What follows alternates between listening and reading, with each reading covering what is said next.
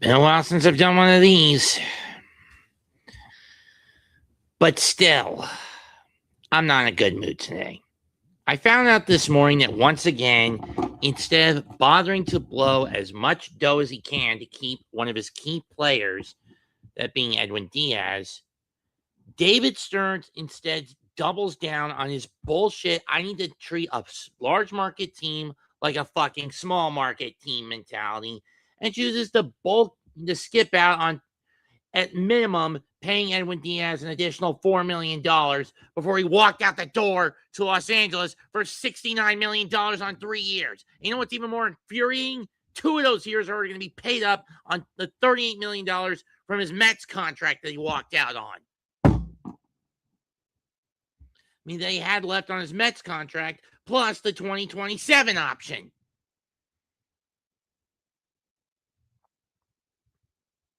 And the Dodgers only have to pay him for 1 fucking year. And that's the 2028 season. Stearns, you need to stop being such a fucking skinflint.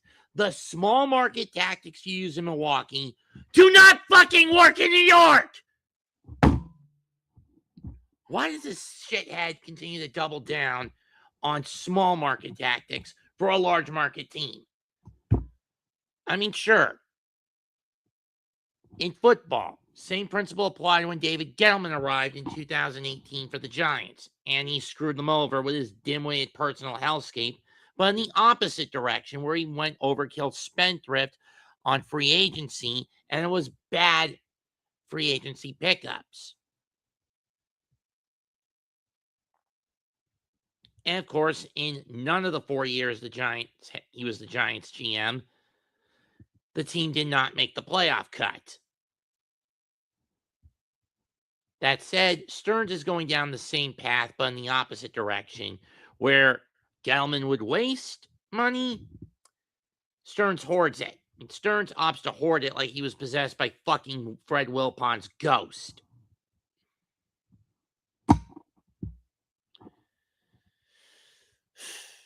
Sure. Now we have, as a damage control move, we got to rely on Devin Williams for 3 years as our ace closer. Did you not see how badly he fell to pieces with the Yankees last season? Then Stearns, if you were willing to pay $70 million for Diaz, maybe he'd be a setup man at best. But no. You choose to double down on your skinflinting. You're a piece of shit, Stearns.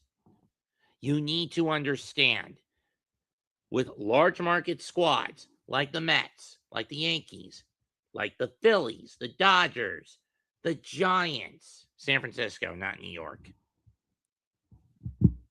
the Cubs, the White Sox, the Tigers, the Cardinals, who are basically devolving into a small market team because the fans are boycotting their incompetence and mediocrity, but the point still applies. The Red Sox, to name a few. You cannot fucking afford to do small ball marketing tactics. I mean, small market tactics when putting together a roster, especially with the pitching core, because you piecemealed it last year, and instead of realizing, oh shit, my piecemealing a rotation and pitching core blew up my face. I need to burn more money to get names that can actually have long-lasting sustainability. Nope. You choose once again to fucking double down on small ball instead of going big market, spending the big market bucks.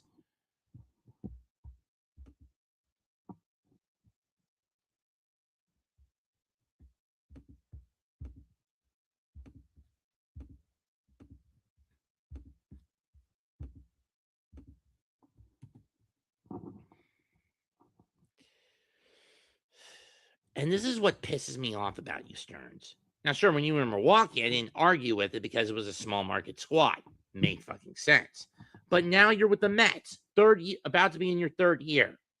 And with how badly things fell apart last year because of your stupid roster decisions, You know full well you're under the gun. But instead of adapting and going with large market tactics, you opted to double down on your bullshit small market tactics. I swear, if the Mets flop in 2026, that's it for you. Pink slip bullet right to the fucking temple.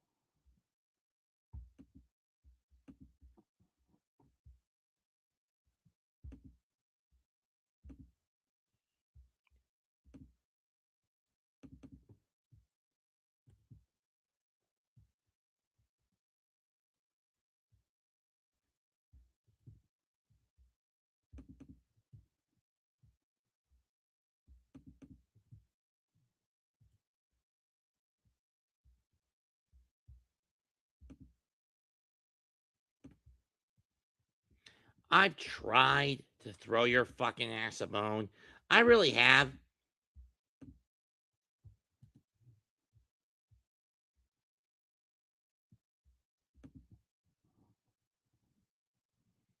But I'm not sure how much longer I can keep it up, to be perfectly fucking honest. Excuse me a minute.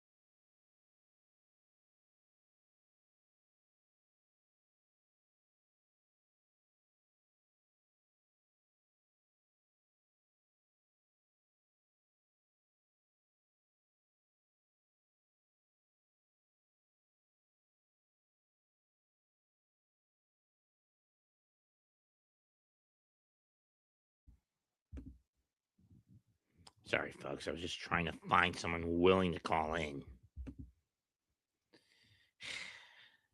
Anyway,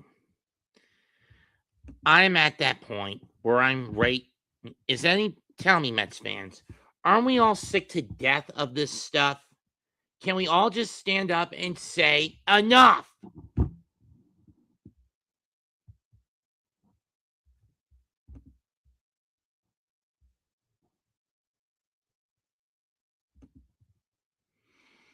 It's really getting annoying, frustrating, and disgusting that David Stearns refuses to hold himself accountable for letting these big name players get away. Now, am I holding him accountable for Brandon Nimmo? No.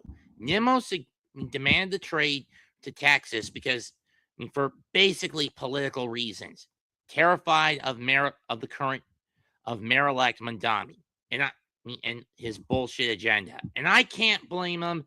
I would have personally rather pumped his guts. And I can't blame Brandon. I would have run too because of my political beliefs. But otherwise, I would have just stood up and fight and pumped Mondami full of lead just to remove him from the equation if I was in Nimmo's shoes. I can't do it given distance right now. Having said that, I can't really blame Nimmo for wanting out for political reasons.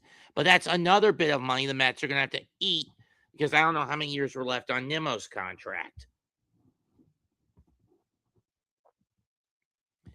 Now with Alonso, if Alonso leaves, that's the nail in Stearns' coffin as GM of the New York Mets.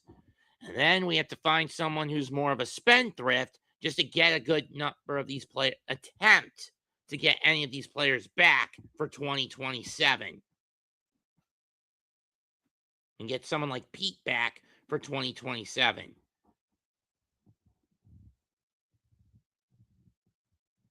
Because rumors are Boston's now the top dog market for Alonso to walk to. And him going to the Bean Pot would be the biggest stain on Stearns' record because of his unwillingness to pay big bucks. And like I said, if Pete walks, fans are going to want Stearns' neck in a fucking hangman's noose.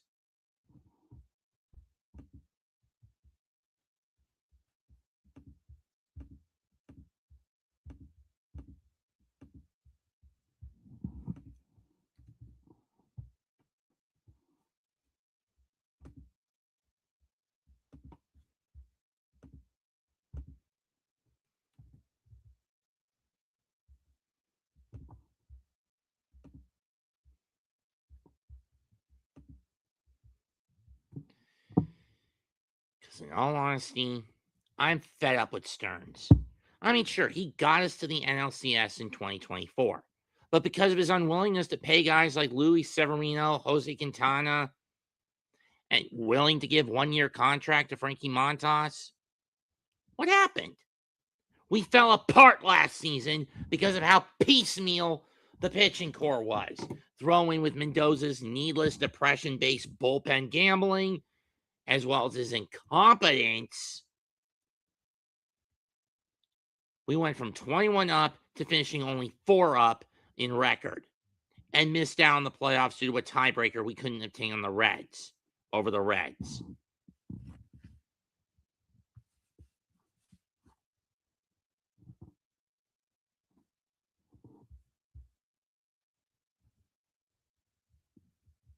It just all boils down to the word incompetence.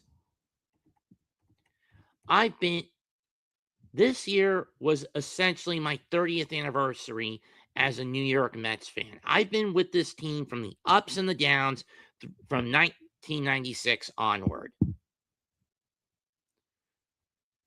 The end of that year was when the Mets were starting to begin to turn the corner, and the fruits of that labor were showing the following 3 years.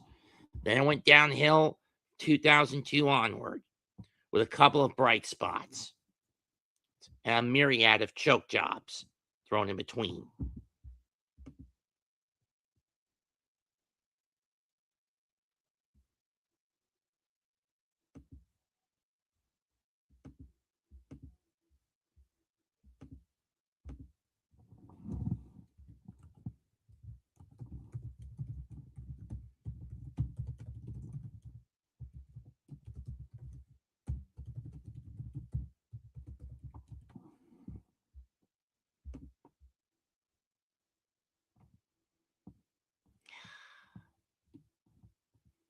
It just becomes so damn frustrating and perplexing. This team can have a myriad of roster talent, but the front office doesn't want to pay them up. Because their GM is a small market skinflint.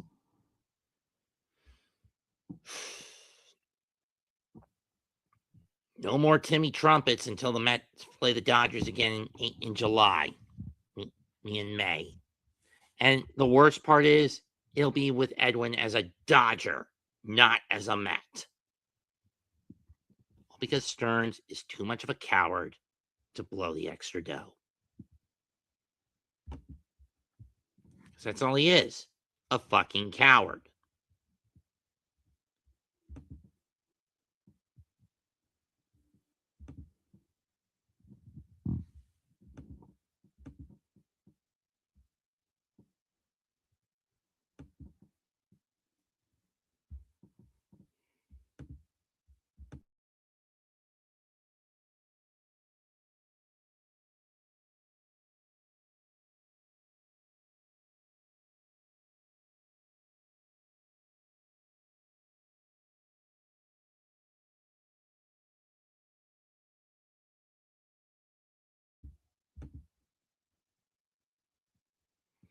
It is just so unbearably annoying that this has to happen.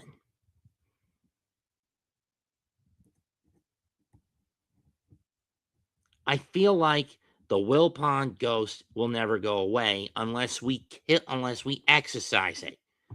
I mean, what do I have to do? Fucking call Ghostbusters!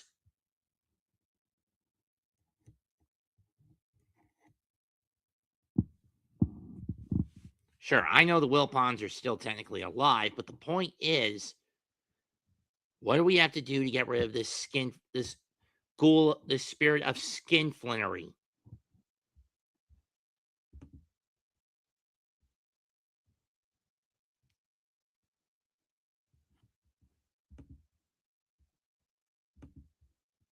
If anyone wants to come in, links right there in the chat comments.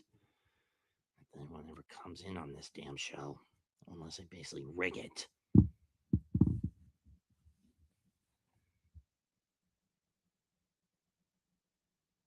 It just drives me fucking insane.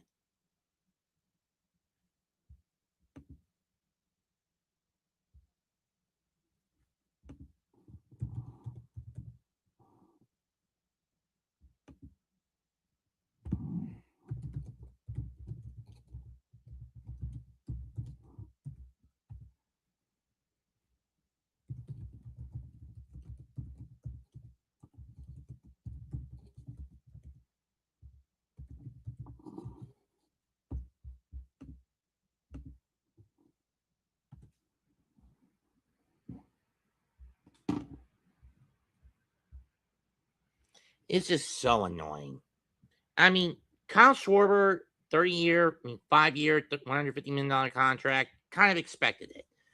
The Philly, especially when you consider the Phillies specialize him as a DH from here on out. He's never going to play outfield or third base ever again.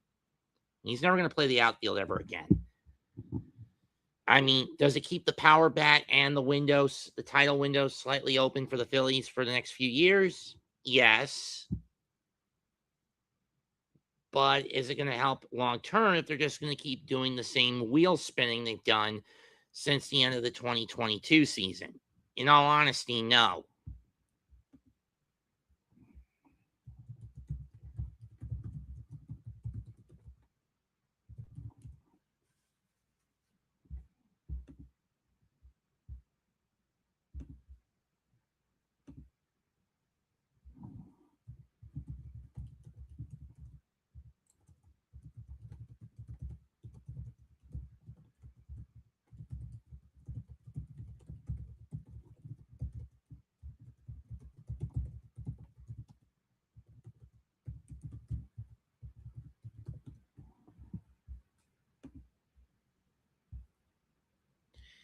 It is just so frustrating. And it makes me question why I put this damn hat on or any of my other Met caps. Blind loyalty to a team who will never return my trust, who will never requip that trust by doing what I need them to do. I don't know.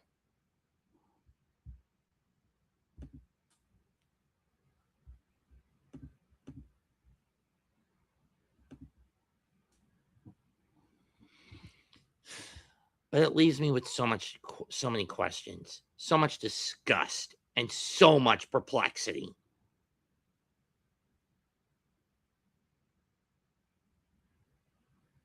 Just why, Stearns? Why do you continue to be an unbearable skinflint who believes large market teams need to use small market tactics in free agency, winter meetings, and draft and the trade deadline? Why? That mindset and a large market squad are like oil and water. They do not fucking mix.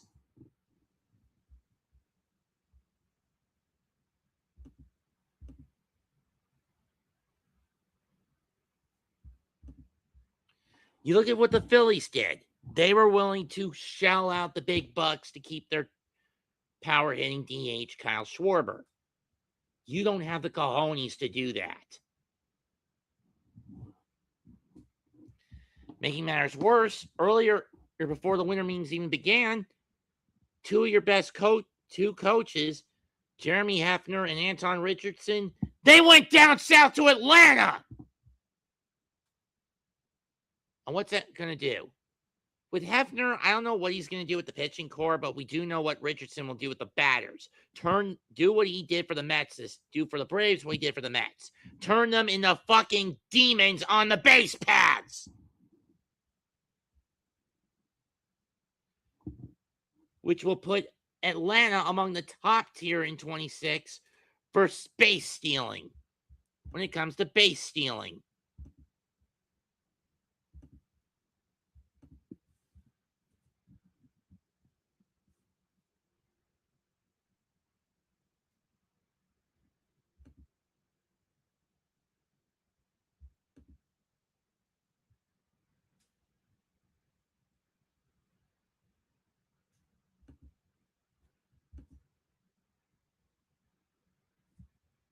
It is so stupid.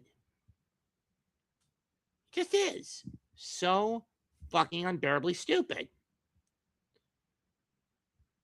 And this means the Mets are probably going to strike out on Cody Bellinger, Kyle Tucker, Robert Suarez, Ranger Suarez, Christopher Sanchez. I mean, sure, we may get Bader back for the glove, but never the bat. But knowing Bader, after he got shafted last year, he doesn't want to come back to the Mets. And even if he did, he'd rather punch you in the dick, Stearns.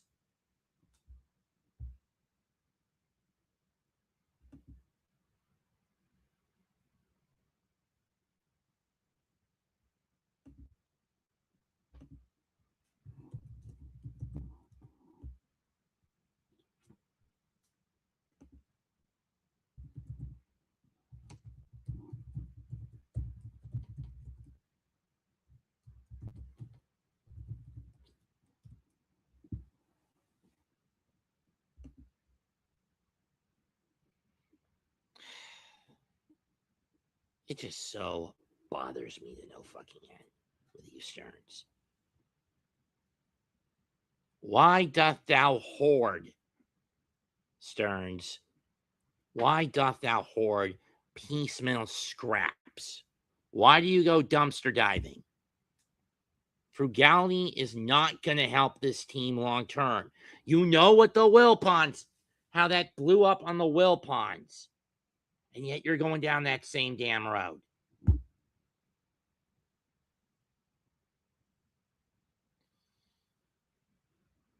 Why, David Stearns? Why the fuck do you choose frugality over spendthrifting?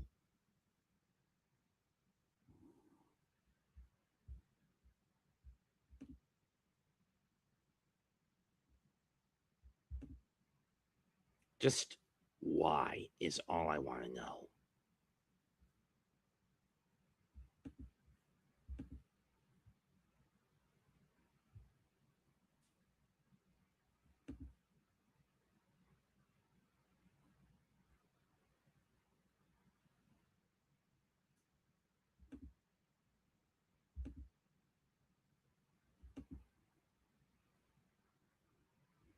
Come on, Mitch. You know I sent you the link and you're not bothering to come in.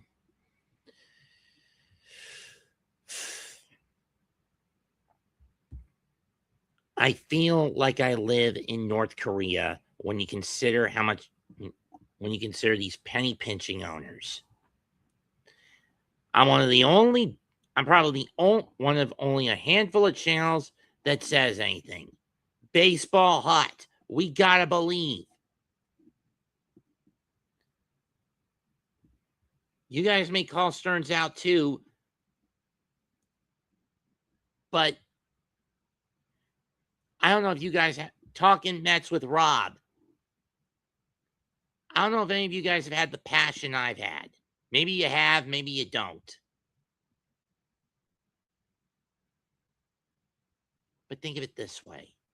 If Stearns gives us another bullshit piecemeal pitching core that Mendoza burns to the ground because he's such a gambling psychopath with analytical gameplay situations, this team is screwed in 2026. You guys know it, and I know it.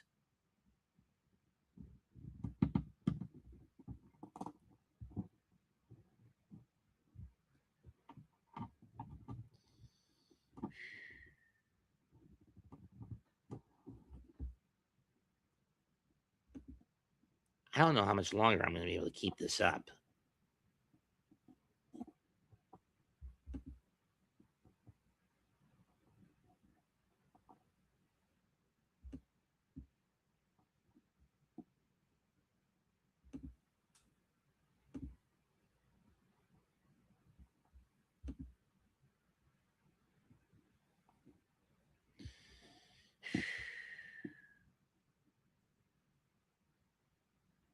I mean, at this point, I wouldn't be too surprised that to attain success and to save his own ass, I wouldn't be surprised if Stevie Cohen ends up making the Faustian bargain. You know, selling his soul to the devil in 2026. You know, goes out of his way to sell his soul to the devil in order to get the team the title. As much as I want this team to win a World Series, I don't want it that way.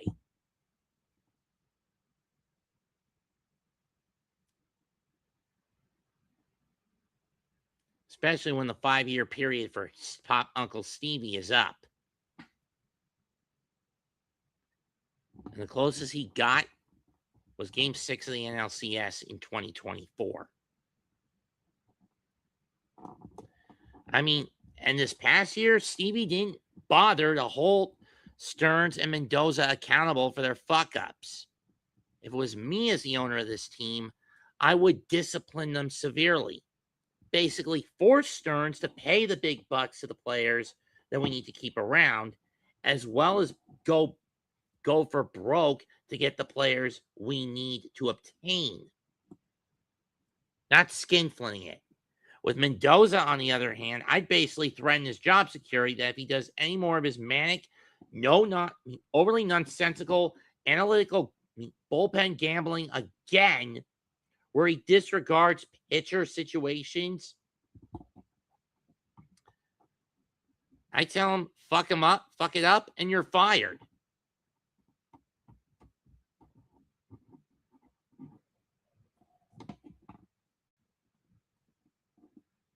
Because right now, I'm at the mindset, if I'm in Stevie's shoes, I'm in the mindset of not just win now, I'm saying win now no matter the cost.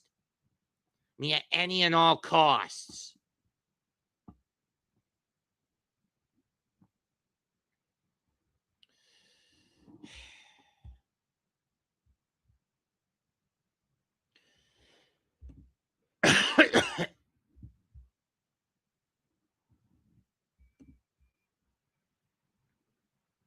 It just infuriates me.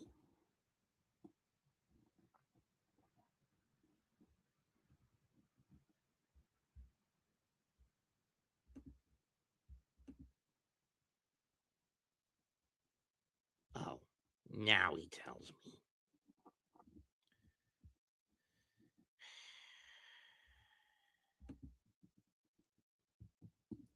Of course, I'd have to put this up as he's about to eat dinner.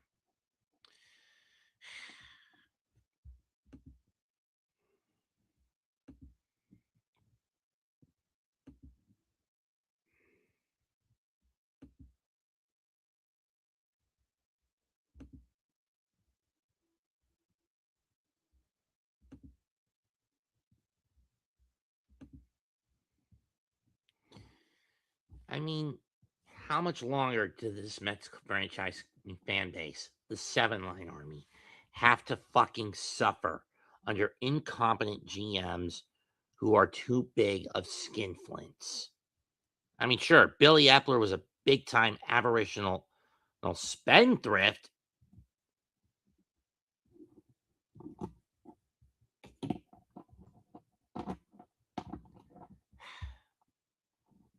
But David Stearns has proven to be an idiot when it comes to how much money he's not willing to waste.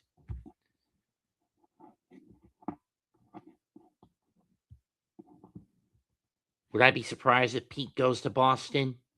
No. Would it be enough for the straw to break the camel's back and the fan base demand that Stearns be fired at the end of this season? Yes, it would be.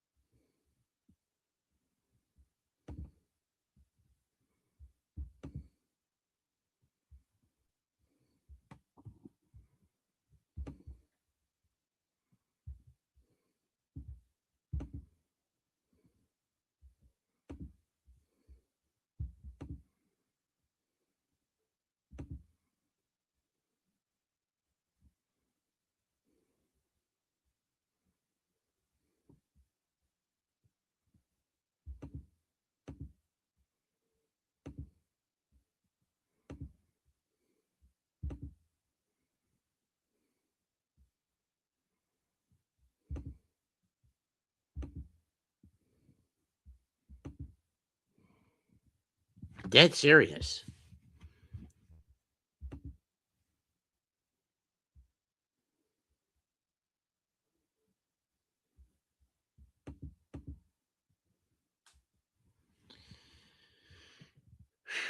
My point with this episode is that David Stearns has got to fucking go. If the Mets do not make a 500 record or higher at minimum, regardless if they get into the postseason or not, David Stearns is out.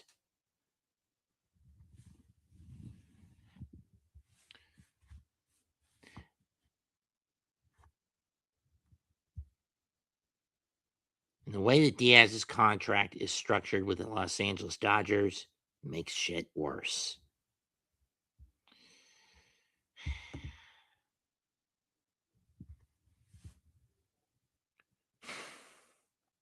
I'm so fed up with this.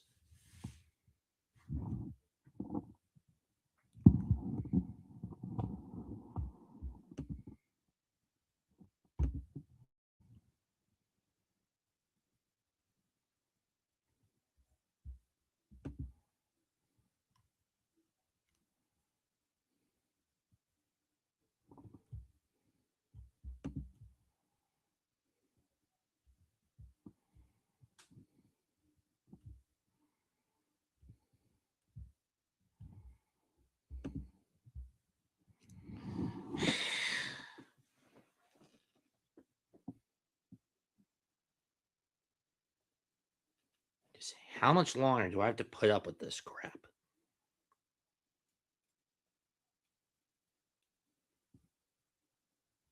How much longer do Met fans have to put up with this?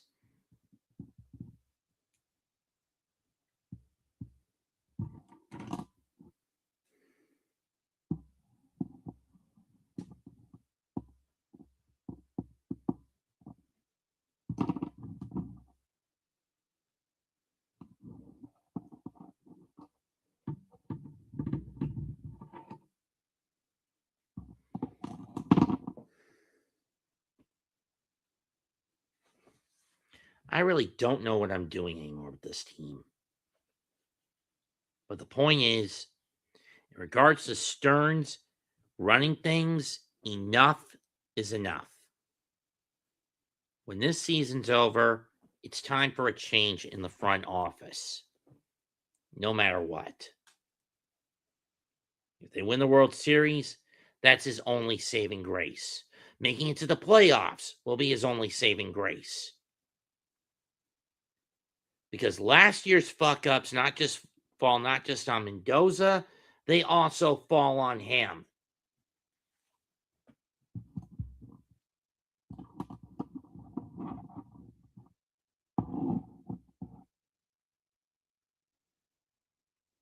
We need a team that's a well-oiled machine, not a bunch of strewn together parts found in a dumpster that can barely hold themselves together. More so in the pitching unit than anything else.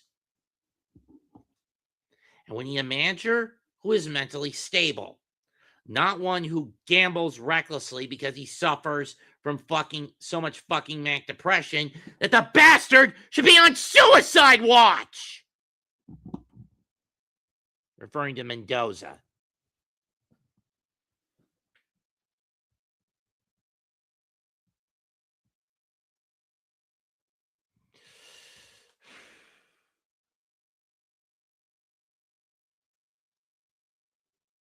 I mean, seriously, if he has that level of depression, he never should have been the manager of the New York Mets to begin with. I would have been more content letting Buck run out that final year of his contract in 24. And then, would things have changed? Probably a little worse, but I think we'd still get into the postseason.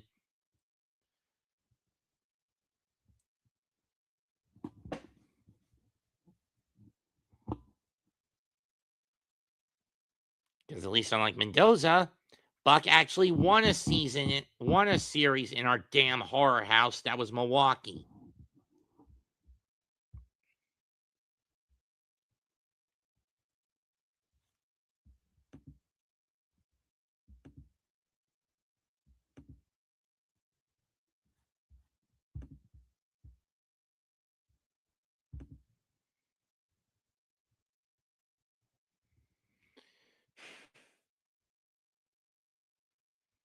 But again, Buck's biggest issue was trying to get wins in San Francisco, and series wins in San Francisco,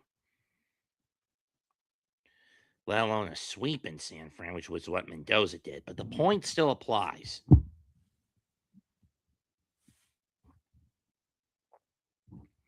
Let's run down the Met 2026 schedule.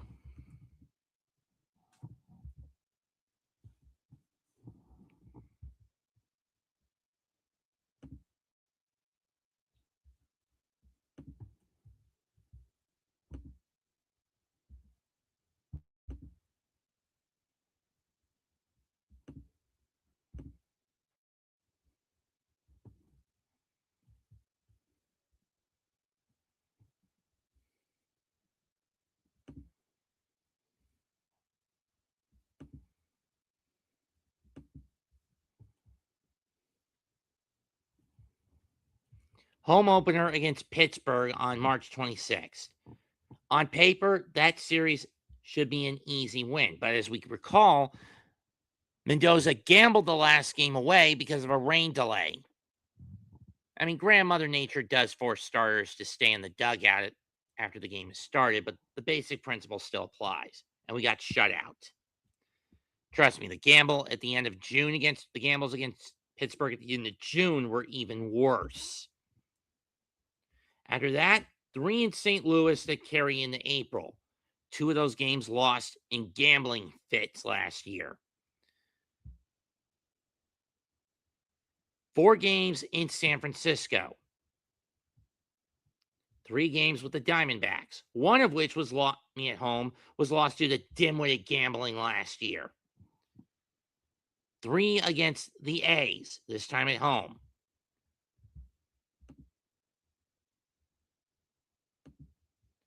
3 with the Dodgers on the road. So we get this out of the way early again. Question is, can Francisco Alvarez keep his hand from getting damaged? Then a trio of 220 starts with the Cubs. What? Cubs aren't allowed to have Friday night games.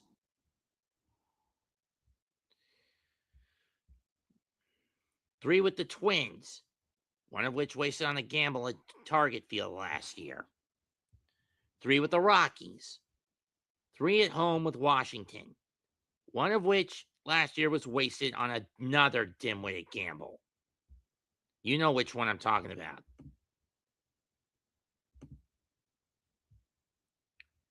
Then 3 on the road with the Angels, 3 at home in May, to start May. 3 on the road against the Angels. Then it's a West Coast trip for 9 games. 3 with the Angels, 3 with the Rockies, 3 with the Diamondbacks. The latter of which, for one reason or another, is going to be a Fox game. I don't know why, but I might as well call it for better or worse.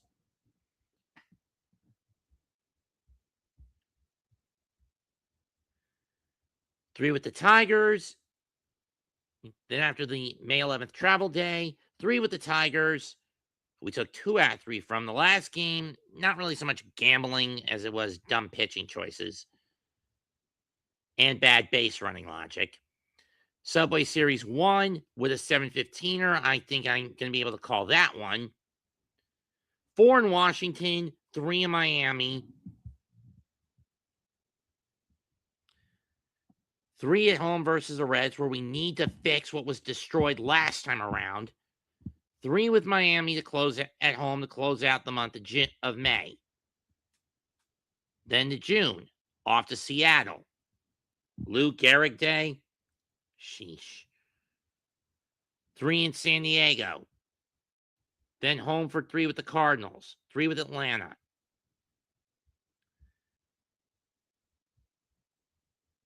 Then on the road for 3 with the Reds. 3 with Philadelphia. What the hell is with the Juneteenth thing? I don't know. Why the hell are they not playing on Juneteenth? I don't know. No, seriously. For one reason or another, the 19th is skipped unless both teams are heading to London, which is the only thing I can think of, but that wouldn't make a lot of sense. Anyway, then 4 with the Cubs. at home. 3 with the Phillies at home. Then we go into July.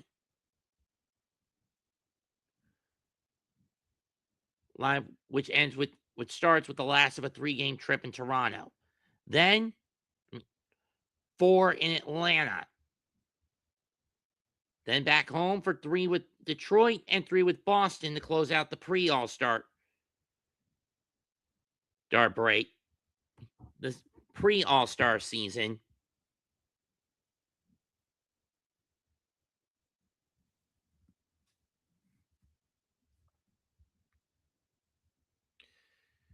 Then the All-Star game in Philadelphia. Then move from 7-17, I don't know why, 3 games out of order with the Phillies, at least on the road. So basically, after the All-Star break, the Mets are staying. The rest of the Mets are coming to Philadelphia. Then they go to 3 in Milwaukee, where I hope Mendoza does not gamble away the games because he's a fucking shithead. Then home for 3 with the Dodgers. It's going to be a pain. It's going to be painful to hear those trumpets. It's with Diaz and the Dodgers in Dodger gray and blue. 3 with Atlanta, 3 with Miami. And 4 with Miami. Then off to Cleveland. Then off to Cleveland, Pittsburgh, and Atlanta for 3 each. 3 at home with Washington and San Diego. Travel day to Chicago, in the south side of Chicago. Then 3 with the Brew Crew, 3 with Houston, down to a refurbished Tropicana Field to end August and start September to play the Rays. Then at home with the Giants. On the road for the Marlins. 9-11 series with the Yankees. Then my birth week. 3 against Baltimore, 4 against Philadelphia, and they wrap it up at home on the road. 3 in Texas, 3 in Washington. Not necessarily Murderer's Row with the way it's stacked, but without key pieces, this is going to be, this year, when compared to last, it's going to be harder to get to the finish line, let alone win the divisional crown. Round for the Mets.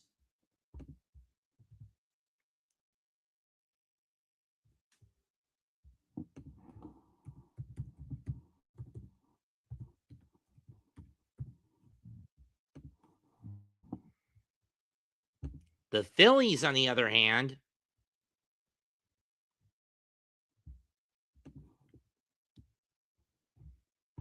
let's look at who they got on the schedule.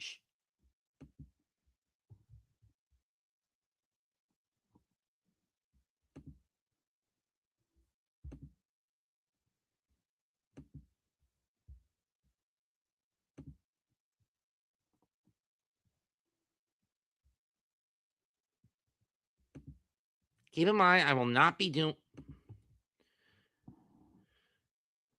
doing spring training games. They start at home against Texas, Washington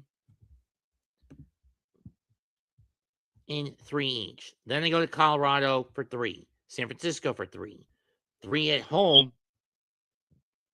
with Arizona and Chicago and Atlanta. Then they go on the road for 4 with Chicago, 3 with Atlanta. Then it's 3 at home with San Francisco again.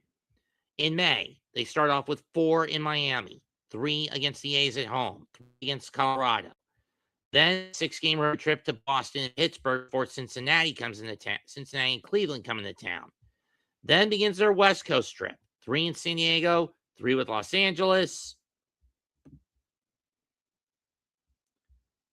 Then another home stand against San Diego and the White Sox before heading up north to face both Toronto and Milwaukee.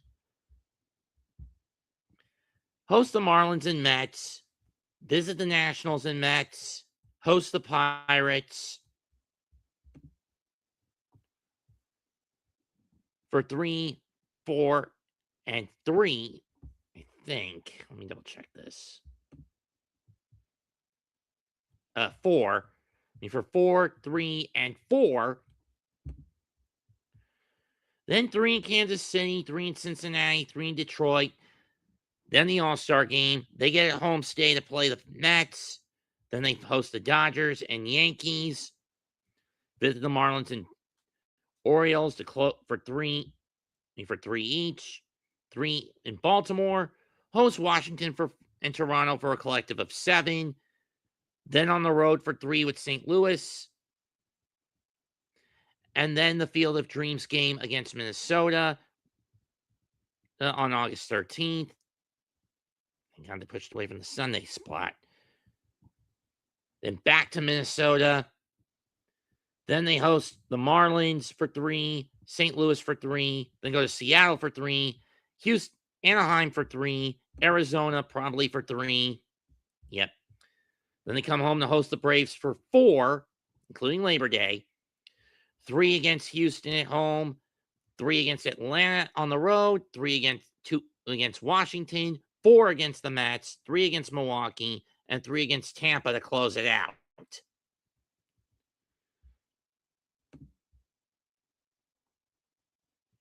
So yeah, that pretty much sums it up. And with Schwarber back, even with the title window closing for the Phillies, I still think they have a better shot at getting further along. I mean, sure, they have to gut a few of their pieces, but the question is, which ones are they going to bother getting rid of? I mean, you've got, aside from Schwarber, you still need to find a way to keep around Trey Turner, Harrison Bader, Christopher Sanchez, Ranger Suarez, JT Realmuto, Otto Kemp, Max Kepler, and so forth. Or in these winter meetings. And even if you do manage to keep these pieces, you're going to be one arm short. Zach Wheeler is out for the year due to thoracic surgery. And he's also announced that his last full season will be 2027. Then when he comes back.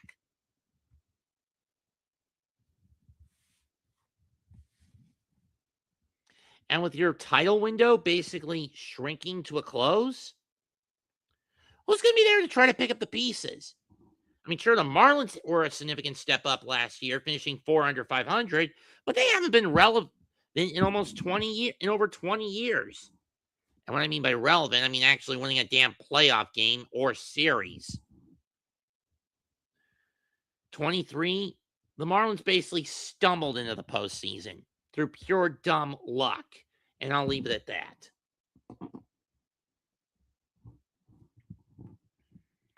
And once they got there, they're just like plankton after getting the Krabby Patty formula. He didn't know what to do with it. And because he never thought he'd get that far.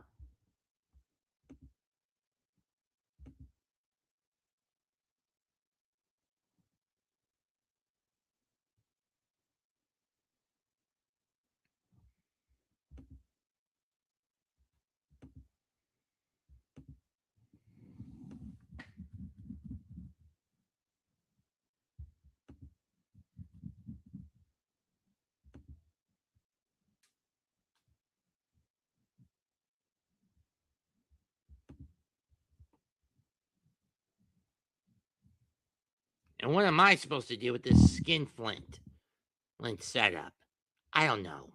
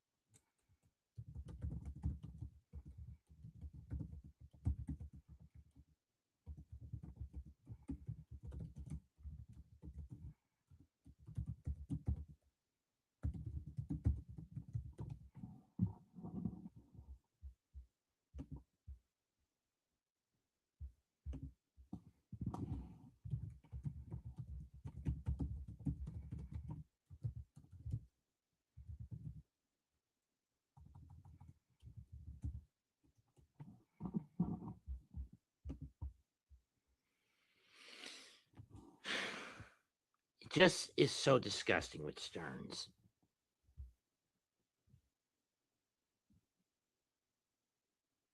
How do I cope with this? Most of the answer is I can't.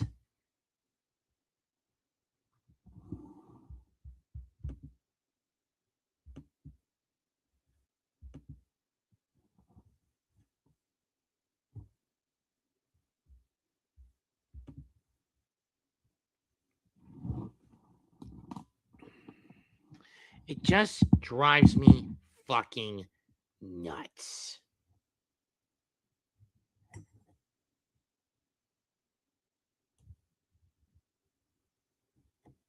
With how downright despicable this is.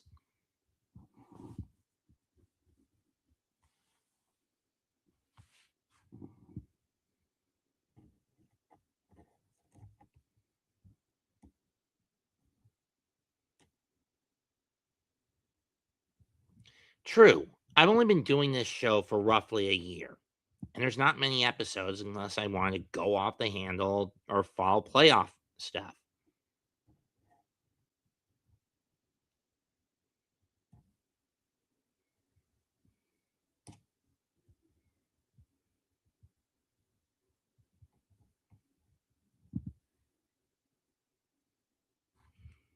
And in one of these cases, in this case, it's a kind of the former.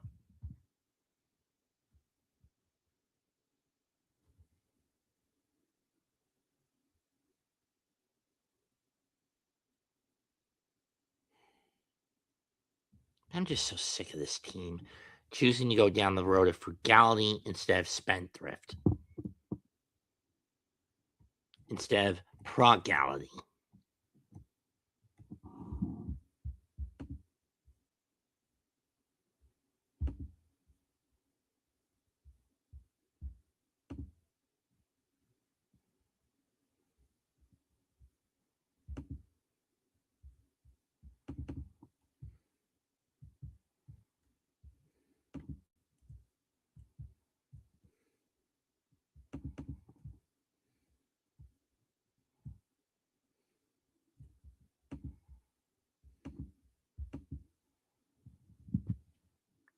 Where's the justice when the guilty all go free? Why don't we lock them up and throw away the key?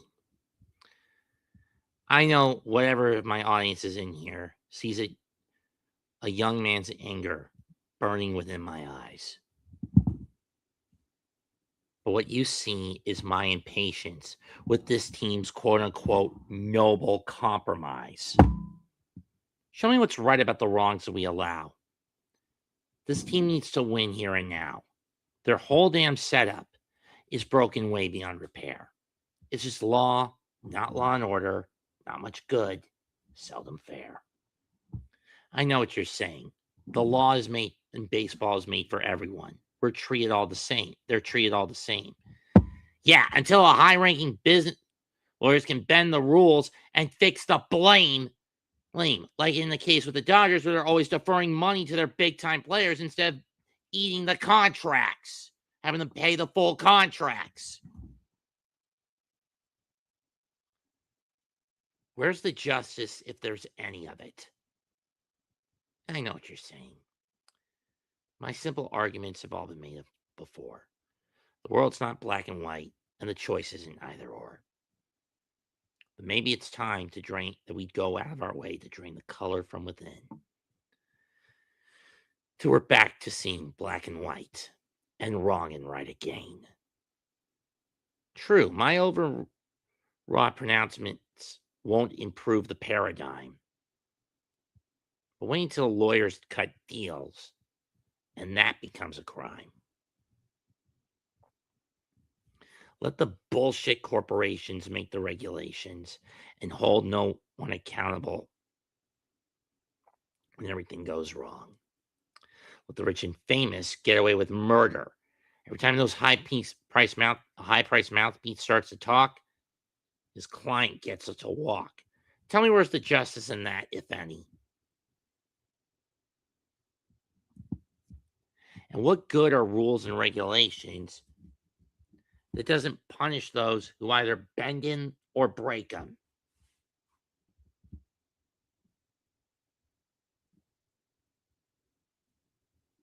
And I'm looking at you, Los Angeles Dodgers, with your stupid money deferral tactics. I swear, if the Dodgers get a three-peat, this is going to call for a damn salary cap. It may be the only way to gut the Dodgers, but so fucking be it.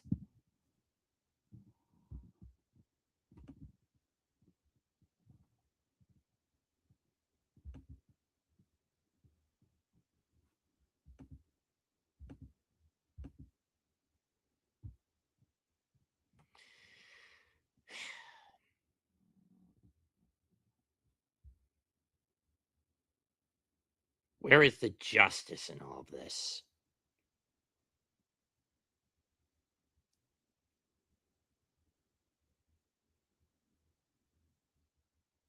Just run to the core. And if the Dodgers win that third title, MLB is fucked beyond repair. And I don't think nobody can disagree with that at this point in time. If anyone wants to call in, the links are right here. The link is right here.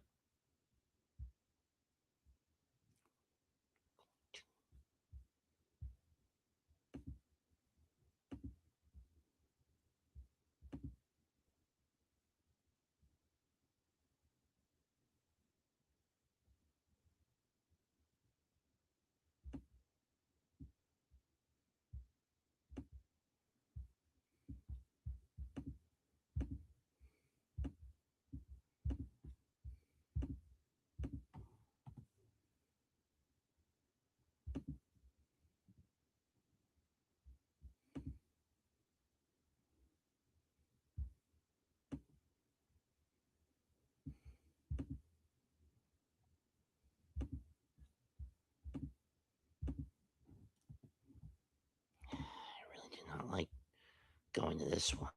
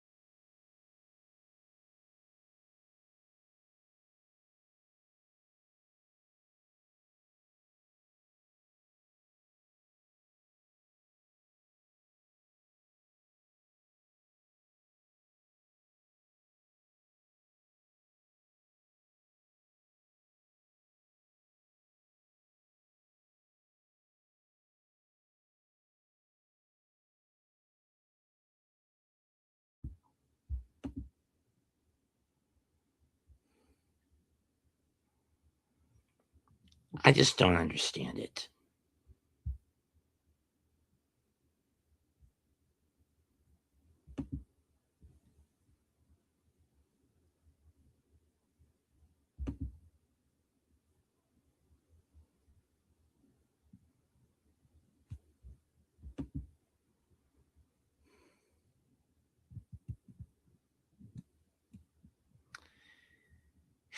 The point to this video is, to this episode of On the Diamond, is to call David Stearns out for how much of a cancer his skinflinting and frugality are about to be to the Mets. I thought we were out of this phase when we got rid of Fred Wilpon, but it seems his ghost still carries a lingering stench. Maybe the tree would be willing to come on. There he is.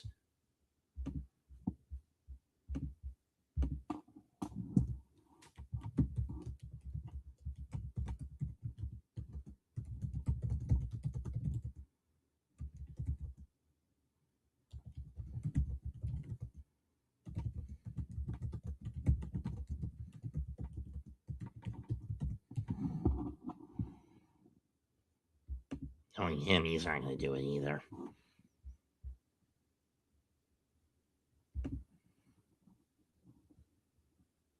It just drives me up a wall.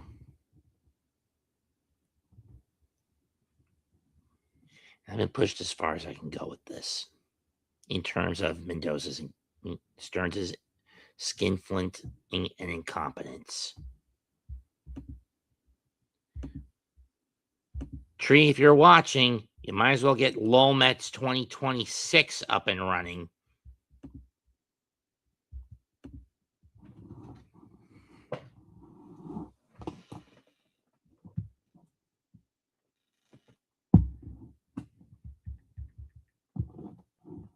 I'm dead fucking serious.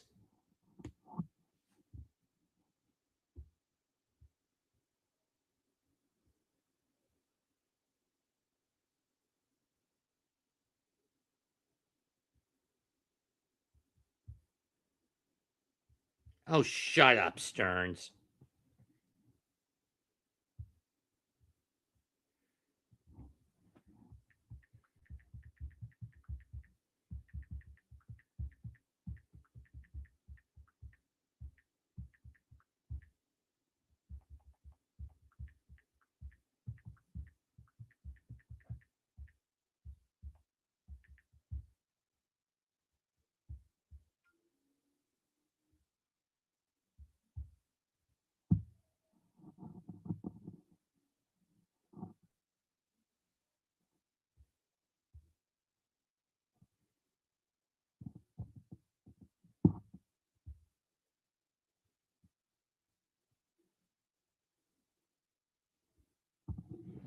And I mean, that's the point. And I think this comment by Jason Alonso with a Z, not an S, may be the reason why Stearns needs to go. He's creating a culture of disrespect and disconnect from anyone who has any form of influence.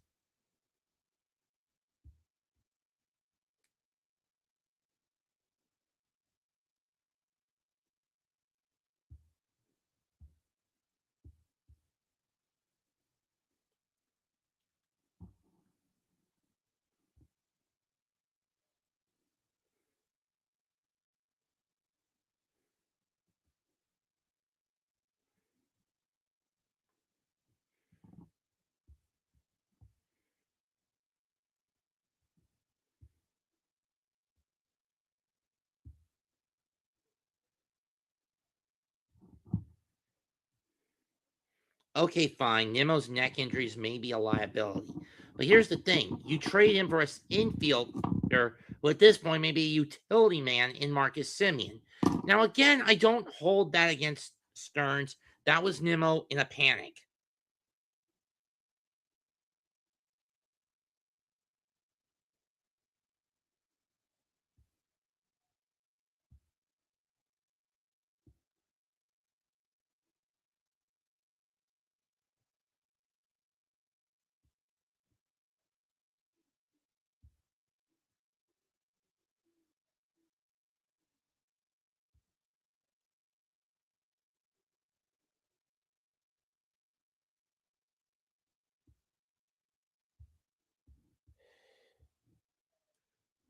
But the problem with this kind of culture is, hello, Joey. Do you want to come in? I was waiting for somebody to make a comment.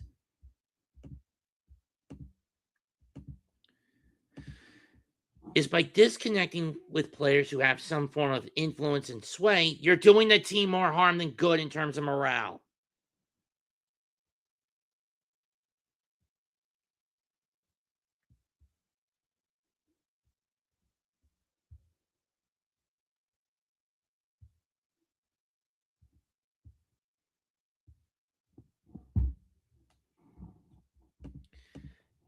Most of them are busy with other shit. That's what.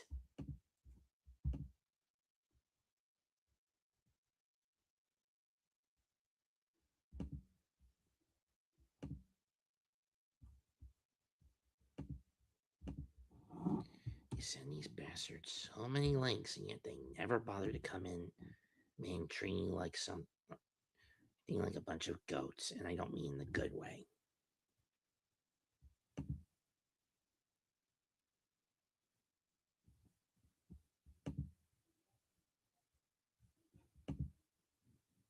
Yes, Mitch is having dinner.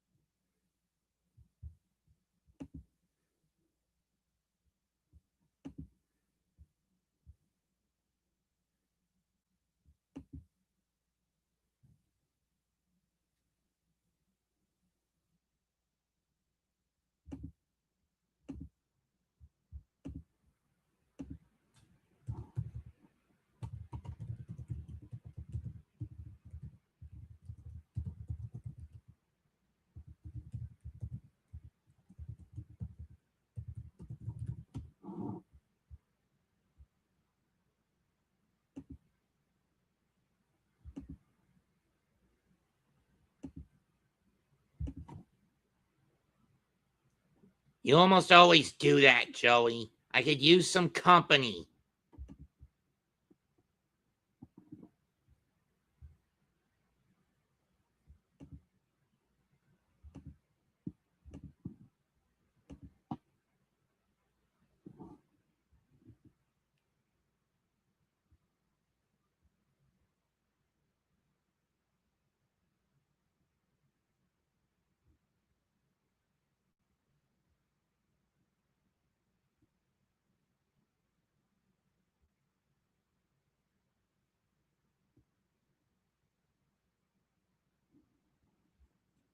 Hello, Danny.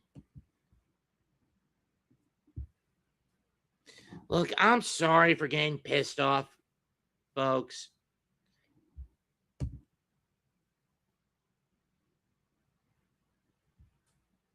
He never does. All he does is say hi, is Nanikian hellos, and then leaves, Joey. And I put emphasis on Nanikian.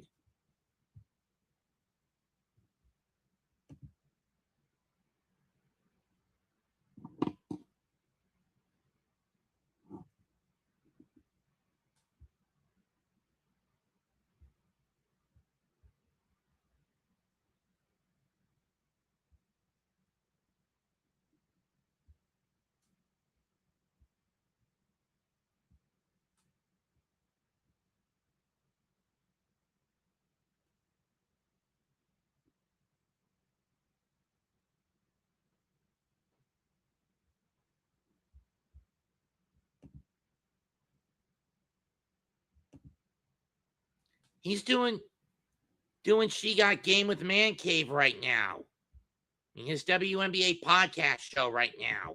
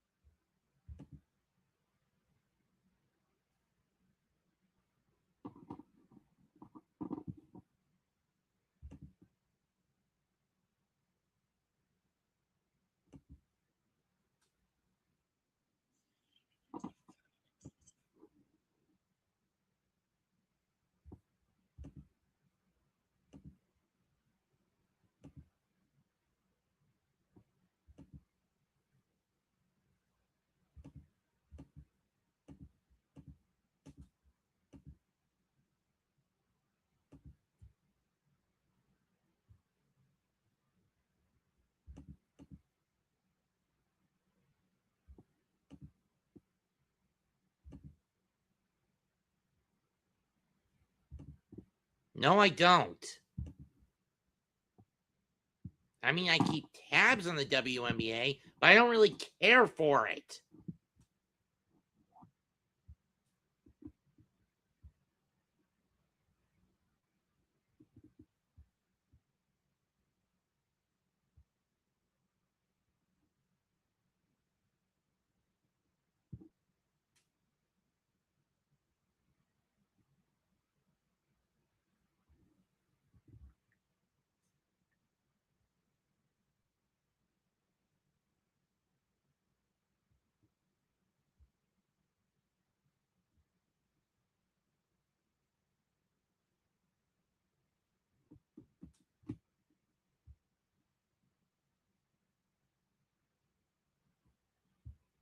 Jeez.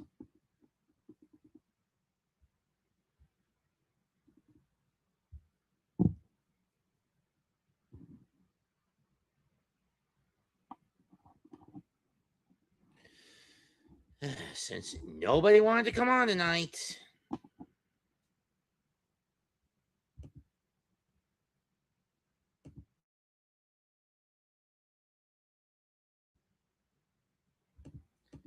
The winter meetings. And how David Stearns has screwed the pooch big time.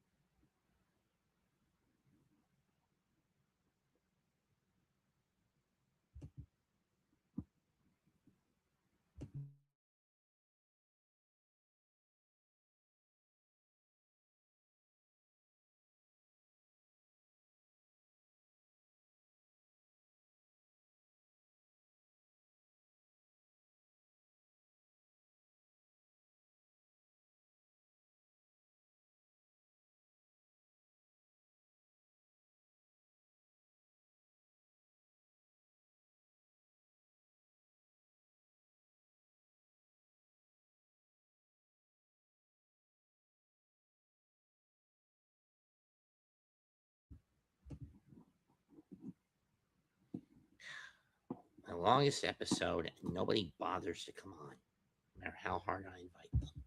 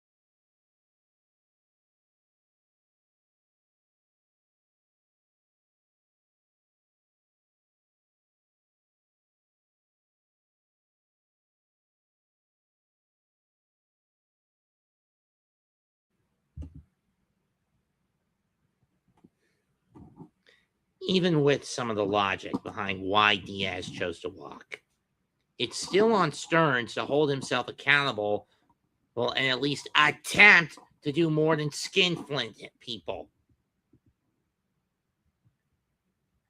And if Pete goes to Boston, that ultimately becomes the straw that breaks the camel's back.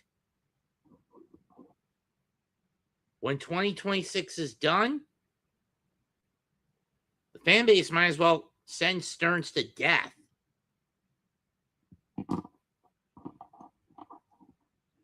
Unless the team makes the postseason cut. Because at that point, that's the only way Stearns' ass is going to be saved.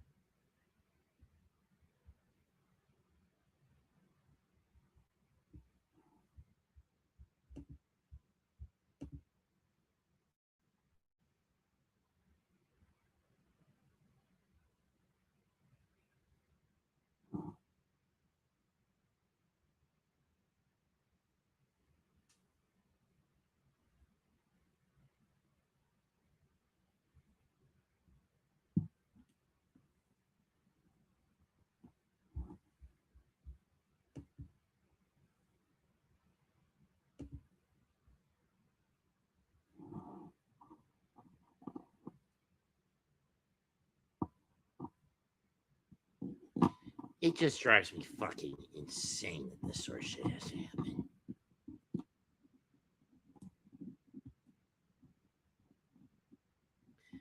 I don't know how much longer I'm going to hold out. I really don't. But in this case, I'm done for the night.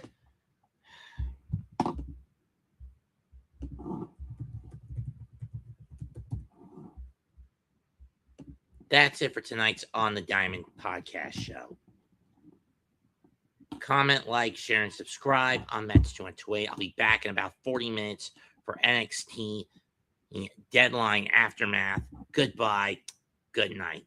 Bang. What a waste of a show.